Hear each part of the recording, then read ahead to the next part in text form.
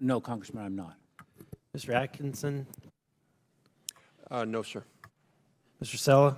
I'm not, sir. Mr. Stokes? No, sir. Okay, so, Mr. Chairman, I would like to submit for the record an article from the New York Times titled, "A Global Web of Chinese Propaganda Leads to a U.S. Tech Mogul." Without objection to ordered. So, Mr. Singham is an individual, former, as was mentioned, tech mogul. According to these articles, he has been financing groups like the group that is protesting outside this door, Code Pink. In fact, he's married to the individual who co-founded this organization. He's also been a contributor to many left-leaning Democrats, including members of this committee. So certainly members in this committee know who he is. But the question is, what is his involvement with China? Because so much of his philanthropy is funding groups that are sympathetic to the Chinese Communist Party. And so this is of concern. And you would think that it wouldn't result in anything, and yet, as this Times article points out, there have been multiple occasions. In fact, when the Committee on China was formed in the House, several of those members that received contributions protested the creation. In fact, rallied votes against the creation of that committee. There are other items that are listed in the article, and I would encourage you guys to read that. With that, I want to talk about, to me, this is an example of elite capture. Okay, so Mr. Thayer, let's talk about the history of the current governor, Tim Walz, and his connections with China. It is estimated that he has he's been to China and organized trips up to 30 times. And then he no longer started doing those trips. Then he became a member of a group while he was a member of Congress called the Macau Polytechnic University, which is a Chinese institution that characterizes itself as having a long-held devotion to and love for the motherland.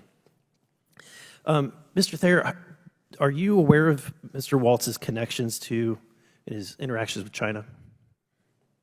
Yes, Congressman Burlison. Those incidences and his corporation, which was in existence in the 1990s and into the 21st century, the business that ran essentially educational exchange or brought American students to the For over 10 years. Yes, sir.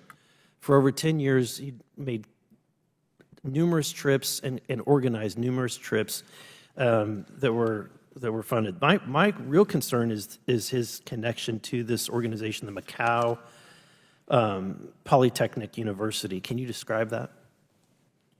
I believe, if I'm not mistaken, Congressman Burlison, that he was a researcher there or a fellow at that institution in Macau.